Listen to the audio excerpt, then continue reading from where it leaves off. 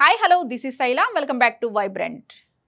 రే మణికంఠ, వీళ్ళు నిన్ను మగోడిగా లెక్క వేయటం లేదురా అన్న నిఖిల్ని కానీ, అవును వాణ్ణి లెక్కలో నుంచి తీసేయొచ్చు అన్న యష్మిని కానీ నిన్నటి వీకెండ్ ఎపిసోడ్లో నాగార్జున గట్టిగా అడిగింది లేదు. తన మగతనం గురించి హౌస్ మొత్తం ఒక చోట కూర్చొని నీచంగా మాట్లాడుతుంటే ఇలాంటి సెన్సిటివ్ మ్యాటర్ గురించి మాట్లాడటం కరెక్ట్ కాదని సీరియస్ అయిన మణికంఠని విలన్గా చూపించారు నాగార్జున. యష్మి సింపుల్గా సారీ అనేసింది. అబ్బే నేను ఆ ఉద్దేశంతో అనలేదని తల్లిపై ఒట్టేసి మరీ అబద్ధం చెప్పింది. యష్మి గౌడ సోనియా ఎలిమినేషన్తో బిగ్ బాస్ ఆట రంజుగా మారింది. షాకింగ్ ఎలిమినేషన్లు, షేకింగ్ ఎమోషనల్తో సాదాసీదా ఎలిమినేషన్లు బిగ్ బాస్ ఆటలో చాలా కామన్. కానీ జనం మెచ్చిన, జనానికి నచ్చిన ఎలిమినేషన్స్ అప్పుడప్పుడు మాత్రమే జరుగుతుంటాయి. అలాంటి ఎలిమినేషనే నిన్నటి సోనియా ఎలిమినేషన్. జనం ఎవరినైతే ఎలిమినేట్ కావాలని బలంగా కోరుకున్నారో ఆమెనే ఎలిమినేట్ అయిపోయింది 4వ వారంలో. ఇక 5వ వారానికి సంబంధించిన నామినేషన్స్ ప్రక్రియ షురు అయింది. అయితే ప్రతి వారం వీకెండ్లో నాగార్జున ఎవరి ఆట అయితే బాలేదని తక్కువ మార్కులు వేస్తారో వాళ్ళనే సేఫ్గా నామినేట్ చేస్తుంటారు హౌస్మేట్స్. నిన్నటి వారంలో నాగార్జున నైనిక ఆట బాలేదని అన్నారు కాబట్టి అదే కారణంతో నైనిక నామినేషన్లోకి వచ్చింది. నామినేషన్లో సంబంధించి ప్రోమో వచ్చేసింది. ఇందులో మణికంఠ ప్రతి వారంలానే టార్గెట్ అవుతుండగా మళ్ళీ మణికంఠ మగతనంపైనే నామినేషన్స్ హీట్ సాగింది. మొదట మణికంఠ నైనికను నామినేట్ చేశారు. ఆమె గేమ్లో ఉండటం లేదని మణికంఠ అంటే నువ్వు చూడటం లేదు మరి అని అంటుంది నైనిక. ఇదే మాట నిన్న నాగార్జున ముందు అనాల్సింది. మెడపట్టి బయటకు గెంటేసేవాడు. తొలి వారం తప్పితే నైనిక ఆడింది లేదు. అదే మాట మణికంఠ చెప్పేసరికి ఆటలేని పాపానికి పౌరుషం తన్నుకొచ్చింది. ఆ తర్వాత నబీల్ కూడా ఇదే విషయంపై నైనికను నామినేట్ చేశాడు.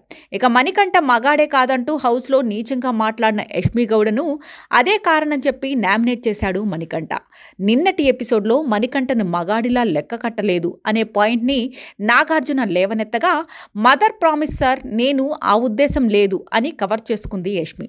నిజంగా ఆమెకు ఆ ఉద్దేశం లేకపోతే అప్పుడే వెళ్ళి మణికంఠతో మాట్లాడొచ్చా? కానీ ఆ టైంలో మాత్రం అంటాను ఏంటంటా అన్నట్టుగా యాటిట్యూడ్ చూపించింది యష్మి.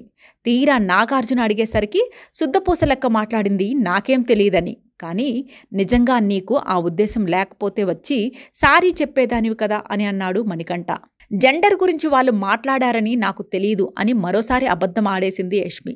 పక్కపక్కనే కూర్చొని రే మణికంఠ, నిన్ను వీళ్ళు అబ్బాయిగా లెక్క కట్టం లేదురా అని నిఖిల్ అంటే అవునవును లెక్కలో లేడు అని పృథ్వీకి క్లియర్గా అంది యష్మి. కానీ నాగార్జున ముందు మదర్ ప్రామిస్ చేసి మరీ అబద్ధం ఆడింది. ఇప్పుడు కూడా జెండర్ గురించి అని నాకు తెలియదు అంటూ మరోసారి అబద్ధం ఆడేసింది శుద్ధపూస యష్మి. ఆ తరువాత సీత మణికంఠను నామినేట్ చేస్తూ నిన్నటి ఎపిసోడ్లో నాగార్జున చెప్పిన పాయింట్లనే నామినేషన్లో పెట్టింది. అయితే మణికంఠ బాడీ లాంగ్వేజ్తో సీత ఇమిటేట్ చేస్తుండటంతో మణికంఠకు కోపం వచ్చింది. నీ బాడీ లాంగ్వేజ్ని కరెక్ట్ చేసుకో, నువ్వు నన్ను ఇమిటేట్ చేస్తున్నావు ఉందని తలతిక్క వాదనకు దిగాడు మణికంఠ. ఇతని వాదన చూస్తే నేను తేడా అని తనని తాను చెప్పుకున్నట్టుగానే ఉంది. మాట్లాడాల్సిన విషయంలో మాట్లాడు, కానీ ఇలాంటి పనికిమాలిన వాదంతో నాగార్జునతో తిట్లు తింటుంటాడు మణికంఠ. కాగా ఈ ఎలిమినేషన్లో మొత్తం 6 కంటెస్టెంట్స్ నామినేట్ అయినట్టు తెలుస్తోంది. 1 నిఖిల్, 2 మణికంఠ, 3 నైనిక, 4 ఆదిత్య ఓం, 5 విష్ణుప్రియ, 6 నబీల్. ఈ 6 నామినేట్ అయినట్టు తెలుస్తోంది. ఈ వారం మిడ్ వీక్ ఎలిమినేషన్తో పాటు డబల్ ఎలిమినేషన్ ఉండడంతో ఆ 6లో 2 ఎలిమినేట్ కాబోతున్నారు. ఇలాంటి లేటెస్ట్ అప్డేట్ కోసం చూస్తూనే ఉండండి వైబ్రెంట్.